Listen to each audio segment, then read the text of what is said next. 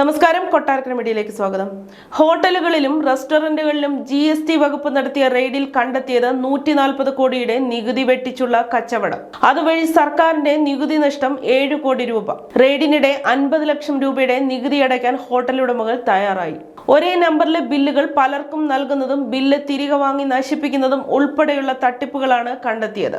6 മാസം നിരീക്ഷിച്ചതിന്റെ അടിസ്ഥാനത്തിൽ സംസ്ഥാനത്ത് 42 ഇടങ്ങളിൽ 250 ഉദ്യോഗസ്ഥരാണ് പരിശോധന നടത്തിയത്. സാമൂഹിക മാധ്യമങ്ങളിൽ ഫുഡ് വ്ളോഗർമാരുടെ വീഡിയോകളും ഹോട്ടലുകളുടെ പേരിലുള്ള ഗ്രൂപ്പുകളും GST ഇന്റലിജൻസ് നിരീക്ഷിച്ചു. ഇവിടങ്ങളിൽ യഥാർത്ഥ വിൽപ്പനയുടെ കണക്ക് മറച്ചുവെക്കുന്നുവെന്ന് മനസ്സിലായി.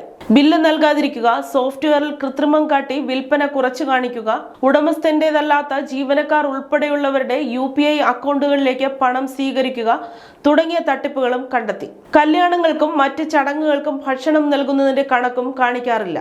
വെട്ടിച്ച നികുതിയും അതിന് തുല്യമായ പിഴയും പലിശയും അടച്ചില്ലെങ്കിൽ നിയമ നടപടി തുടരും. എന്നാൽ ഉടൻ തന്നെ പണമടയ്ക്കാൻ തയ്യാറായാൽ പിഴ കുറയും. പിഴയും പലിശയും അടക്കം 10 കോടി രൂപയെങ്കിലും ഈ റെയ്ഡിൽ നിന്ന് കിട്ടുമെന്ന് GST വകുപ്പ് കരുതുന്നു.